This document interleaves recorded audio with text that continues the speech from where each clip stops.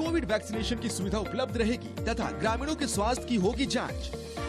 जाति प्रमाण पत्र, आय प्रमाण पत्र तथा सामाजिक सुरक्षा योजना से जुड़े लंबित आवेदनों का त्वरित निष्पादन, लंबित दाखिल खारिज वादों तथा भूमाफी के लंबित वादों का निष्पादन, नए विवादित मामलों की रसीद भी निर्गत की जा सकेगी। मुख्यमंत्री पशुधन योजना, रोजगार सृजन योजना के आवेदन सृजित किए जाएंगे।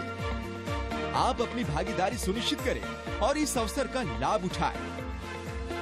सूचना एवं जनसंपर्क विभाग झारखंड सरकार द्वारा जनहित में जारी। कालाजार संक्रमित बालू मक्खी के काटने से फैलने वाला रोग है। कालाजार से बचाव के लिए वर्ष में 2 बार बिल्कुल मुफ्त किए जाने वाले कीटनाशी का छिड़काव अपने घर के अंदर सभी कमरों की दीवारों और पशुशाला में जरूर कराएं। बालू मक्खियाँ घर के अंदर नम दीवारों में बनी दरारों तथा पशुशाला की नमी वाले स्थानों में पनपती है। कालाजार प्रभावित जिले दुमका, गोड्डा, पाकुड़, साहिबगंज में कीटनाशी का छिड़काव आपके गांव में किया जा रहा है। याद रखें, छिड़काव में एक भी घर, एक भी कमरा न छूटे। 15 दिनों से बुखार हो या चमड़े पर लाल या सफेद धब्बे या गांठें हो तो अपने गांव की सहिया या घर आए छिड़काव कर्मियों को बताएं अथवा सरकारी स्वास्थ्य केंद्र में जाएं। सभी सरकारी स्वास्थ्य केंद्र में कालाजार की जांच और उपचार की सुविधा बिल्कुल मुफ्त उपलब्ध है।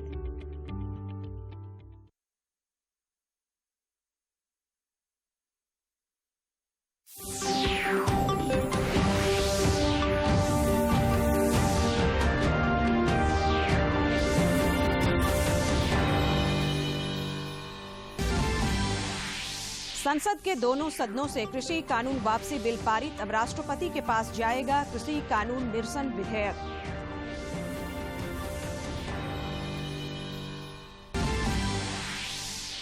केंद्र सरकार ने सभी राज्यों को पत्र लिखकर कोविड-19 के नए वेरिएंट ओमिक्रॉन से बचाव के लिए व्यापक नियंत्रण और सक्रिय निगरानी के उपाय करने का दिया निर्देश। मुख्यमंत्री हेमंत सोरेन ने लातेहार में सरकार आपके द्वार कार्यक्रम में शिरकत की। नीलांबर पीतांबर के वंशजों को किया सम्मानित।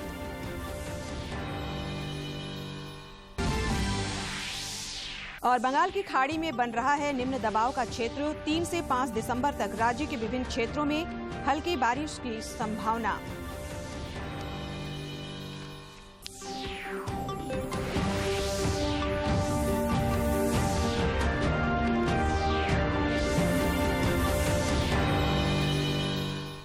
नमस्कार, खबरें झारखंड में आपका स्वागत है। मैं हूं संध्या दिमता और समाचारों में आगे बढ़ने से पहले ये संदेश। देश ने कोविड टीकाकरण अभियान के अंतर्गत 100 करोड़ टीके लगाने का लक्ष्य हासिल कर इतिहास रच दिया है। इस महत्वपूर्ण कार्य में योगदान करने वाले चिकित्सकों, नर्सों और अन्य स्वास्थ्य कर्मियों का दूरदर्शन अभिनंदन करता है। इसके साथ ही हम आपको सतर्क भी करना चाहते हैं कि कोविड अभी समाप्त नहीं हुआ है। आप सभी से हमारी अपील है कि यथाशीघ्र दोनों टीके लगवाएं और अन्य लोगों को भी टीके लगवाने के लिए प्रेरित करें। मास्क लगाएं, 2 गज की सुरक्षित दूरी बनाए रखें, बार बार हाथ धोएं और चेहरा साफ रखें। कोविड से संबंधित जानकारी और मार्गदर्शन के लिए राष्ट्रीय हेल्पलाइन काम कर रही हैं। इनके नंबर हैं 0112397846 और 1075। इसके अलावा राज्य हेल्पलाइन नंबर 104 डायल कर समस्या का त्वरित समाधान लिया जा सकता है। और अब समाचार विस्तार से। संसद के कृषि कानून निरसन विधेयक 2021 पारित कर दिया है। आज लोकसभा और राज्यसभा ने शीतकालीन सत्र के पहले दिन इसकी मंजूरी दे दी।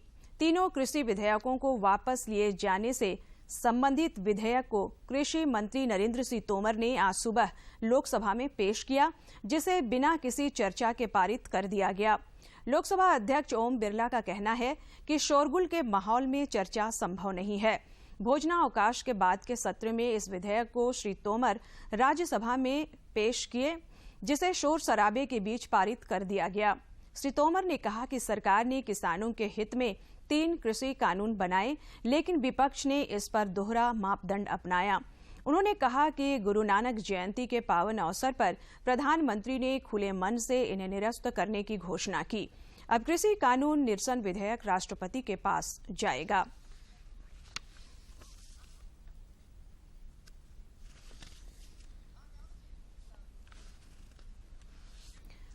राज्यसभा के 12 विपक्षी सदस्यों को संसद के शीतकालीन सत्र के शेष दिनों के लिए निलंबित कर दिया गया है। इनमें 6 कांग्रेस के, 2 सदस्य तृणमूल कांग्रेस और शिवसेना के, भारतीय कम्युनिस्ट पार्टी और मार्क्सवादी कम्युनिस्ट पार्टी के 1 सदस्य शामिल हैं।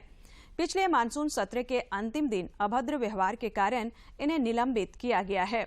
इन सदस्यों में कांग्रेस की सदस्य फूलो देवी नेताम, छाया वर्मा, रिपन बोरा, राजमणि पटेल, सैयद नासिर हुसैन और अखिलेश प्रसाद सिंह, भारतीय कम्युनिस्ट पार्टी के बिनेव विश्वम, मार्क्सवादी कम्युनिस्ट पार्टी सदस्य इला मारम करीम, तृणमूल कांग्रेस की डोला सेन और शांता छेत्री तथा शिवसेना की प्रियंका चतुर्वेदी और अनिल देसाई शामिल हैं।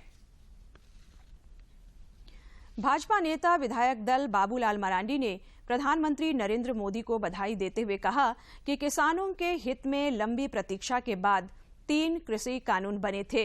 ये कानून स्वामीनाथन कमेटी की अनुशंसाओं के अनुरूप बने थे, लेकिन कतिपय समूहों ने किसानों को भटकाया, भ्रमित किया। श्री मरांडी ने कहा कि देश में प्रधानमंत्री नरेंद्र मोदी पहले नेता हैं जिन्होंने एक छोटे समूह की भावनाओं का भी आदर किया।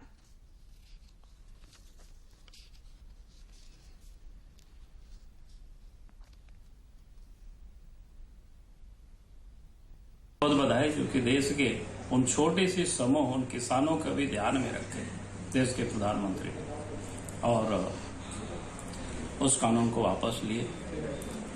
ये देश के प्रधानमंत्री जी का बड़प्पन है और इससे इस बात का बिल्कुल साफ संकेत है कि वे देश के प्रधानमंत्री जो कहते हैं कि सबका विकास, सबका साथ, सबका विश्वास और सबका प्रयास। इधर प्रदेश कांग्रेस कमेटी के पूर्व अध्यक्ष और राज्य के खाद्य आपूर्ति और वित्त मंत्री डॉक्टर रामेश्वर उरांव ने संसद के 3 नए कृषि कानून को वापस लिए जाने के कदम का स्वागत किया है।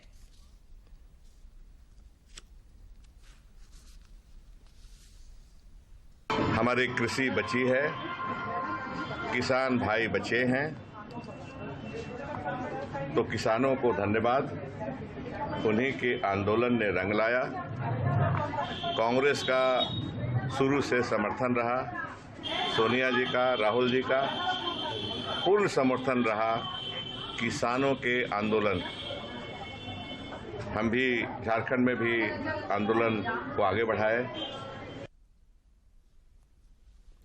प्रधानमंत्री नरेंद्र मोदी ने कहा है कि देशवासियों का उत्तम स्वास्थ्य सरकार की प्राथमिकता है।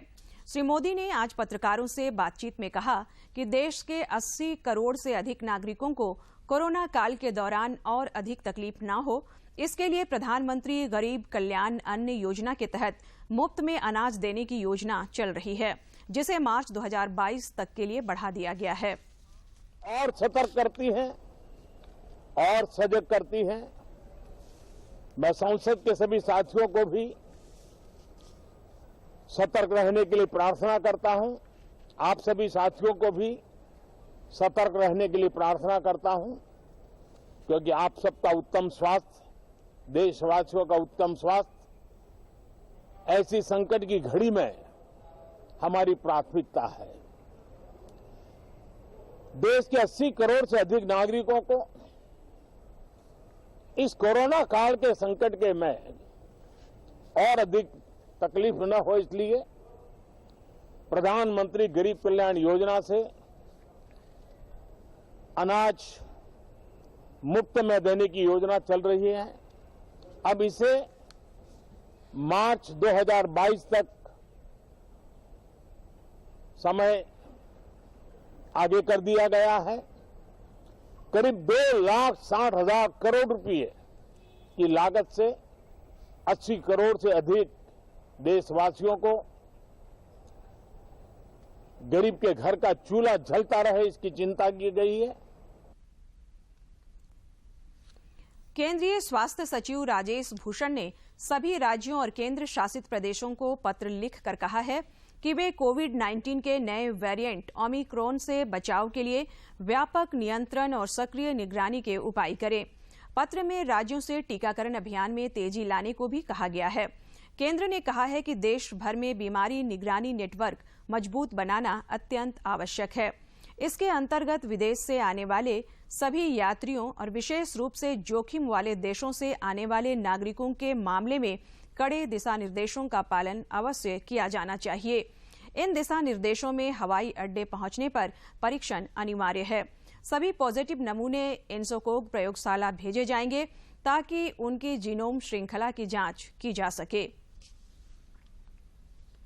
देश में पिछले 24 घंटे के दौरान कोविड के 8,309 नए मामले सामने आए हैं। इस दौरान 9,905 संक्रमित स्वस्थ भी हुए हैं। केंद्रीय स्वास्थ्य मंत्रालय के अनुसार देश में कोविड के 1,03,859 सक्रिय केस हैं। इधर झारखंड में कोविड के मरीजों की संख्या में निरंतर गिरावट दर्ज की जा रही है। रांची में पिछले 24 घंटे के दौरान 2 नए संक्रमित मिले, जबकि 9 मरीजों को इस दौरान अस्पताल से छुट्टी दी गई।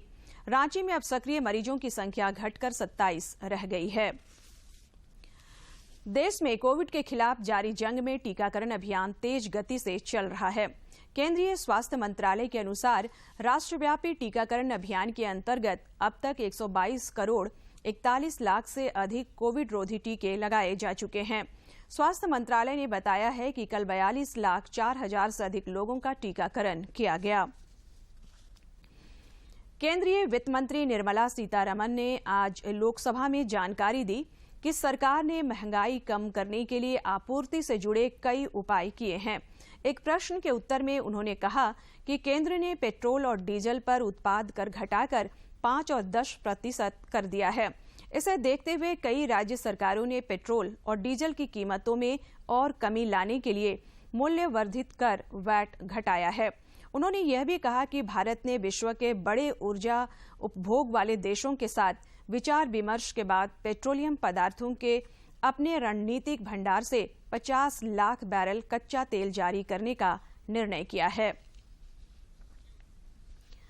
मुख्यमंत्री हेमंत सोरेन ने आज लातेहार प्रखंड के कोने गांव में आयोजित आपके अधिकार आपकी सरकार आपके द्वार कार्यक्रम में शिरकत की। इससे पहले श्री सोरेन अमर शहीद नीलांबर पीतांबर की प्रतिमा पर माल्यार्पण कर श्रद्धांजलि दी और उनके वंशजों को सम्मानित किया। समारोह के दौरान मुख्यमंत्री ने विभिन्न योजनाओं के लाभुकों के बीच करोड़ों रुपए की परिसंपत्तियों का भी वितरण किया। जिले में सरकार आपके द्वार कार्यक्रम को संबोधित करते हुए कहा कि राज्य के अंतिम व्यक्ति तक लाभ पहुंचाने के उद्देश्य से इस कार्यक्रम की शुरुआत की गई है। राज्य के अंतिम व्यक्ति तक सरकार की आवाज और निगाहें नहीं पहुंच पाती थी और जब तक निगाहें और आवाजें पहुंचती तब तक चीजें सारी खत्म। और हमारे झारखंड के लोग तो इतना सीधा और सरल है बेचारा कि हमारा झारखंड का लोग तो सिर्फ लड़ने में ही अपना जीवन बिता दिया, अधिकार तो नहीं ले पाए। और जिसलिए हमारे नीलांबर पीतांबर शेख भिखारी अन्य लोगों ने शहादत दी कि झारखंड बचेगा, जल जंगल जमीन बचेगा। इस मौके पर पेयजल स्वच्छता मंत्री मिथिलेश कुमार ठाकुर ने कि राज्य सरकार तमाम विपरीत आर्थिक परिस्थितियों के बावजूद विकास कार्यों को गति देने के प्रयास में जुटी है। जो आपके तन से कपड़ा तक हटाने का काम जिस सरकार ने किया, अगर हम विकास की परिकल्पना करते हैं तो सबसे पहले आम एक लोगों के सर पर छत होना चाहिए, बदन पर कपड़ा होना चाहिए और खाने को रोटी होनी चाहिए। समारोह के दौरान कई लाभुकों के बीच विभिन्न योजनाओं की परिसंपत्तियों का वितरण भी किया गया। दूरदर्शन समाचार के लिए ब्यूरो की रिपोर्ट। राज्यपाल रमेश बैस से आज जॉनी वॉकर खान के नेतृत्व में भाजपा रांची महानगर अल्पसंख्यक मोर्चा के एक शिष्टमंडल ने राजभवन में भेंट कर अल्पसंख्यक समुदायों की विभिन्न समस्याओं से अवगत कराया और एक ज्ञापन समर्पित किया। राज्यपाल से आज झारखंड राय यूनिवर्सिटी की कुलपति डॉक्टर सविता सेंगर ने राजभवन में भेंट कर विश्वविद्यालय की शैक्षणिक एवं प्रशासनिक गतिविधियों से अवगत कराया। कई अन्य संगठनों के प्रतिनिधियों ने भी राज्यपाल से मुलाकात कर अपनी समस्याओं से अवगत कराया। प्रदेश महिला कांग्रेस कमेटी की अध्यक्ष गुंजन सिंह के नेतृत्व में आज रांची स्थित पार्टी पदाधिकारियों की बैठक हुई। बैठक के बाद कांग्रेस भवन से राजभवन तक पद यात्रा निकाली गई।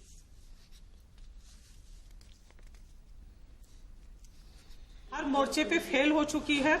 हम महिलाएं बिल्कुल उनसे त्रस्त हो चुके हैं और हम उनकी घोर निंदा करते हैं, क्योंकि महंगाई जो है वो महिलाओं पे पड़ी है, महिलाओं के किचन पे पड़ी है। तो महिलाओं का बजट गड़बड़ाया है, ना बच्चों को ठीक से पढ़ा पा रही हैं और ना घर का जो बजट है वो संभाल पा रही हैं। राष्ट्रीय सड़क सुरक्षा परिषद के सदस्य रविंद्र तिवारी ने सड़क सुरक्षा के नियमों का सख्ती से पालन करने की अपील की है। श्री तिवारी ने आज बोकारो में पत्रकारों से बातचीत में कहा कि नियमों का पालन करने से कई घटनाओं पर अंकुश लग सकता है। देखा है, काम कर रहा है, हर लोगों का लिमिट है। मैंने बार-बार कहा कि हर चीज का एक प्रक्रिया है, प्रोसेस है। अभी 2 वर्षों में जो काम शुरू हुआ, जब आप लोगों को 5-6 साल पहले सड़क सुरक्षा नाम का कोई चीज शायद सुनने में भी नहीं आई। यह नितिन जी के आने के बाद ही इसकी प्राथमिकता हुई थी। सड़क बनाना जरूरी, इससे ज्यादा सड़क सुरक्षा भी महत्वपूर्ण है। और अब जानकारी लेते हैं राज्य के विभिन्न जिलों में चल रही गतिविधियों पर। बोकारो के उप विकास आयुक्त जयकिशोर प्रसाद की अध्यक्षता में कोविड-19 से संबंधित जिला स्तरीय टास्क फोर्स की बैठक हुई। बैठक के दौरान वरीय पुलिस प्रशासनिक अधिकारी उपस्थित थे।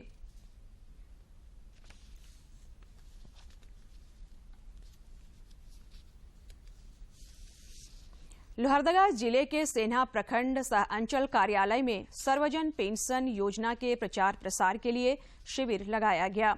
इस शिविर के माध्यम से अधिक पेंशनधारियों का आवेदन प्राप्त किया गया। क्षेत्रीय लोक संपर्क ब्यूरो, गुमला और सूचना एवं प्रसारण मंत्रालय द्वारा संविधान दिवस, जनजातीय गौरव दिवस और आजादी का अमृत महोत्सव संबंधित कई समारोहों का आयोजन किया जा रहा है। इसी क्रम में आज सिसई के पंडरानी स्थित कस्तूरबा गांधी बालिका विद्यालय की छात्राओं द्वारा संविधान निर्माता डॉक्टर भीमराव अंबेडकर तथा धरती आबा भगवान बिरसा मुंडा समेत अन्य स्वतंत्रता सेनानियों को नमन किया गया। इस मौके पर छात्राओं के बीच रंगोली, क्विज और निबंध प्रतियोगिताओं का भी आयोजन किया गया। झारखंड राज्य स्थापना दिवस से शुरू हुए आपके अधिकार, आपकी सरकार, आपके द्वार कार्यक्रम के तहत आज हजारीबाग नगर निगम क्षेत्र अंतर्गत हैमिल्टन स्कूल में शिविर लगाया गया। कार्यक्रम में सरकार द्वारा संचालित कल्याणकारी योजनाओं के बारे में लोगों को जानकारी दी गई। मौके पर बड़ी संख्या में लाभुकों ने शिविर में योजनाओं का लाभ उठाया तथा उनकी समस्याओं का समाधान किया गया। रामगढ़ शहर के मुराम कला में फंटनिया पार्क का उद्घाटन मुख्य अतिथि ममता देवी ने फीता काटकर किया। मौके पर मुख्य अतिथि ममता देवी ने कहा कि पार्क खुलने से यहां आसपास के लोगों को काफी सुविधा होगी। पार्क 7 एकड़ में फैला हुआ है। देवघर के उपायुक्त मंजूनाथ भजंत्री की अध्यक्षता में कल्याण विभाग द्वारा संचालित योजना के तहत किए जाने वाले कार्यों और गांवों के चयन को लेकर आज बैठक हुई। श्री भजंत्री ने कहा कि जनजातीय विकास के लिए विशेष केंद्रीय सहायता योजना अंतर्गत सांसद आदर्श ग्राम योजना में चयनित सभी 70 गांव का चहुमुखी विकास किया जा सके। बंगाल की खाड़ी में निम्न दबाव का क्षेत्र बन रहा है। रांची स्थित भारतीय मौसम विज्ञान विभाग के वरीय वैज्ञानिक अभिषेक आनंद ने आज रांची में बताया कि निम्न दबाव का क्षेत्र बनने से आगामी 3 से 5 दिसंबर तक राज्य के विभिन्न क्षेत्रों में हल्की बारिश की संभावना है। निम्न दबाव का क्षेत्र है जो कि दक्षिणी अंडमान सागर में उसके बनने की संभावना है। उसके 48 घंटे के बाद में वो पश्चिम और उत्तर पश्चिम होता हुआ डिप्रेशन के स्टेज में पहुंचते हुए साउथ ईस्ट और उससे सटे हुए ईस्ट सेंट्रल वे बंगाल में स्थित होगा और उसका प्रभाव कुछ झारखंड में भी देखने को मिलेगा और 3 तारीख से झारखंड में मौसम में बदलाव आपको देखने को मिलेगा। साइकिलिंग के राइजिंग स्टार के रूप में चर्चित प्रथम ने गिरिडीह जिले के सरिया थाना क्षेत्र के एक छोटे से गांव से निकलकर खेल के क्षेत्र में अपनी एक विशिष्ट पहचान बनाने में सफलता हासिल की है। राज्य स्तरीय और जूनियर चैंपियनशिप में कई मेडल जीतने वाले प्रथम आगामी दिसंबर महीने में जयपुर में होने वाले सीनियर नेशनल साइकिलिंग चैंपियनशिप में झारखंड का प्रतिनिधित्व करने वाले एकमात्र खिलाड़ी होंगे। साइकिलिंग के ट्रैक स्पर्धा में अपनी मेहनत से सफलता हासिल करने वाले झारखंड के खिलाड़ी प्रथम के संघर्ष की कहानी भी काफी दिलचस्प है। प्रथम के कोच और JSSPS के प्रशिक्षक राम भट्ट का मानना है कि इस वर्ष उसका प्रैक्टिस काफी अच्छा रहा है और आगामी दिसंबर महीने में होने वाले सीनियर नेशनल साइकिलिंग चैंपियनशिप में प्रथम से काफी उम्मीद है। जयपुर में नेशनल सीनियर जूनियर और सब junior national track cycling championship होने जा रहा है, जिसमें प्रथम अपनी पूरी तैयारी कर रहा है और जोर लगा रहा है। देन अभी हम लोग का प्लान है कि जिस तरह से उसका ट्रेनिंग चल रहा है कि जयपुर नेशनल में इसे मेडल की काफ़ी उम्मीद है झारखंड को। JSSPS में रहकर साइकिलिंग का प्रशिक्षण ले रहे प्रथम का कहना है कि बचपन से ही उसे साइकिल चलाने का शौक था और बाद में यह शौक उसके साथ ऐसे जुड़ा कि अब इसी क्षेत्र में आगे बढ़ने का रास्ता बनता जा रहा है। साइकिलिंग करना बचपन से ही शौक था सर, तो क्योंकि सर साइकिलिंग काफ़ी इसका महंगा इक्विपमेंट आता है, तो क्योंकि हम लोग एक नॉर्मल फैमिली से आते हैं तो मेरे पॉसिबल में था नहीं इक्विपमेंट खरीदना, लेकिन मेरे मम्मी मेरे पापा गांव से किसी और से सपोर्ट लेके लोन लेके और अपना ट्रैक साइकिल खरीदे हैं। ट्रैक राइडर के रूप में इस बार सीनियर नेशनल चैंपियनशिप में खेलने जा रहे प्रथम से आने वाले समय में अन्य अंतर्राष्ट्रीय और राष्ट्रीय स्पर्धाओं में भी बेहतर प्रदर्शन रहेगा। दूरदर्शन समाचार के लिए ब्यूरो की रिपोर्ट। पलामू कम बारिश का क्षेत्र रहा है, ऐसे में वर्षा आधारित धान, गेहूं जैसे परंपरागत फसलों से अलग पलामू के किसान वैकल्पिक और संभावनाओं वाली खेती की ओर कदम बढ़ा रहे हैं। वैकल्पिक खेती की ओर रुझान बढ़ा है। इसी का परिणाम है कि पलामू के किसान तुलसी जैसे औषधीय फसलों की खेती में जुटे हैं। औषधीय गुणों से भरपूर तुलसी की खेती करने वाले किसानों का मानना है कि इस व्यावसायिक खेती से उनके लिए समृद्धि के द्वार खुलेंगे। इसका जब ये तुलसी से हम लोग इसका रस निकालेंगे, इसका रस का सेवन करने से श्वास रोग, पित्त रोग, लिवर रोग एवं अन्य गंभीर बीमारियों में यह बहुत ही रामबाण की तरह काम करता है। ये हमने काला तुलसी का खेती किया है, इसमें इसको किसी भी जानवर नहीं पूछता है और ये बहुत कम खर्च में हो जाता है, इसमें पटाने के भी झंझट नहीं है। पलामू के उपायुक्त शशि रंजन का कहना है कि पहली बार औषधीय पौधे तुलसी की खेती हुसैनाबाद के किसानों ने प्रारंभ की है। जिला प्रशासन ऐसे वैकल्पिक खेती को बढ़ावा देगा, इससे जुड़े किसानों की समस्याओं को दूर किया जाएगा और उनकी आवश्यकताओं को पूरा किया जाएगा। हुसैनाबाद क्षेत्र में जो सोन नदी के किनारे का क्षेत्र है, वहाँ पर औषधीय पौधों की खेती की जा रही है। वहाँ जैसे दंगवार क्षेत्र में करीब 20 एकड़ के आसपास क्षेत्र में वहाँ काली तुलसी की खेती प्रारंभ की गई है वहाँ के किसानों के द्वारा। पलामू प्रमंडल क्षेत्र में तुलसी की खेती को लेकर प्रमंडलीय आयुक्त जटाशंकर चौधरी का मानना है कि काला तुलसी, पिपरमिंट आदि औषधीय पौधों की खेती का फैलाव होने से इस क्षेत्र की आर्थिक दशा सुधरेगी। यह भी एक नया प्रयोग है इस जिले में। यदि तुलसी की खेती लोग करते हैं तो तुलसी का तेल एक्सट्रैक्ट करके और फिर उसकी मार्केटिंग की जा सकती है और उससे अच्छा मुनाफा कमाया जा सकता है।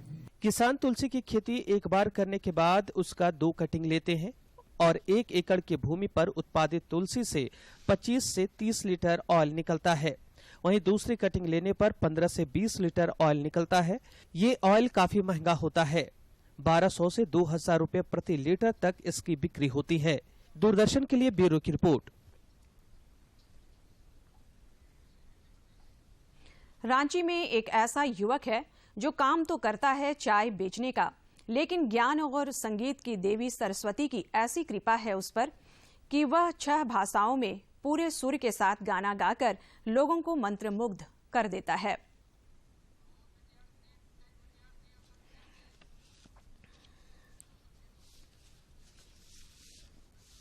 काम की तलाश में जामताड़ा से रांची पहुंचे नरेश मंडल शहर के विभिन्न चौक चौराहों पर घूम घूम कर नींबू चाय बेचते हैं।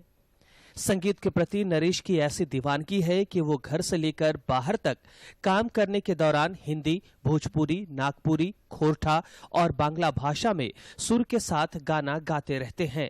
धिनार फले एमने साधेर मानव जनम पाइले दुदिन बादे सबाई चले जाबे ए हरि नाम तुमरा गाइबे कबे ए हरि नाम तुमरा गाइबे कबे। नरेश मंडल चाय बेचने के काम से काफी संतुष्ट हैं, लेकिन उनकी ख्वाहिश है कि वो गाना गाने के क्षेत्र में अपनी एक अलग पहचान बनाएं। हाँ सर, देखिए जैसे कि हम चाय बेचते बेचते कभी मूड होता तो गाना गाने लगते हैं, फिर जब गाना गाते हैं तो बुलाता आओ यहाँ सुनो चाय पिलाओ और गाना भी थोड़ा गाओ, फिर बोलता है कि तुम्हारा चाय से अच्छा गाना लगता है, इसीलिए मेरा चाय सारा खत्म हो जाता है। नरेश मंडल की नींबू चाय जितनी कड़क होती है, सुर में उतनी ही मिठास भी है। यही वजह है कि कई लोग नरेश से चाय पीना और उनसे गाना सुनना बहुत अधिक पसंद करते हैं। अच्छा लड़का है, हम लोग के साथ रहता है, चाय का तैयारी करता है, बेचता है, अपना गुनगुनाते रहता है, तो अच्छा गाना उना भी अच्छा गाता है। सब बहुत अच्छा गाना गा लेता है। सुबह सुबह इसका जब गाना सुनते हैं ना, दिल खुश हो जाता है। काफी सरल स्वभाव के नरेश की सुर पर अच्छी पकड़ है। जरूरत है उन्हें एक अच्छे मार्गदर्शक की, ताकि नरेश गायकी के क्षेत्र में नई ऊंचाइयों को छू सकें। रांची से कर्मवीर की रिपोर्ट। और अब अंत में मुख्य समाचार एक बार फिर।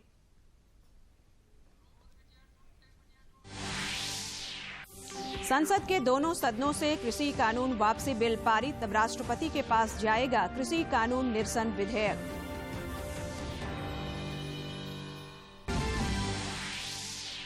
केंद्र सरकार ने सभी राज्यों को पत्र लिखकर कोविड-19 के नए वेरिएंट ओमिक्रॉन से बचाव के लिए व्यापक नियंत्रण और सक्रिय निगरानी के उपाय करने का दिया निर्देश।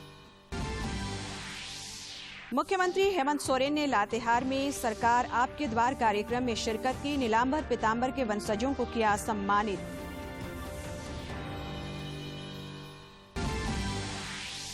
और बंगाल की खाड़ी में बन रहा है निम्न दबाव का क्षेत्र, 3 से 5 दिसंबर तक राज्य के विभिन्न क्षेत्रों में हल्की बारिश की संभावना।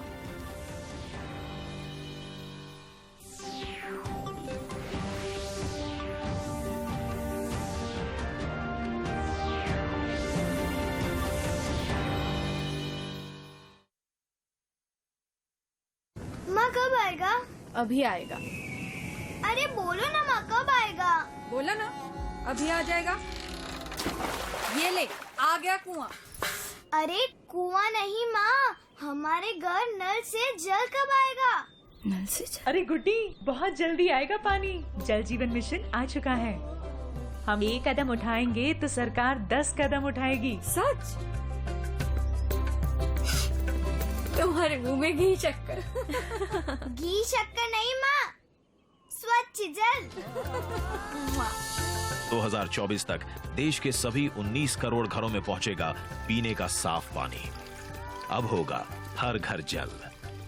जल जीवन मिशन, जल शक्ति मंत्रालय, भारत सरकार।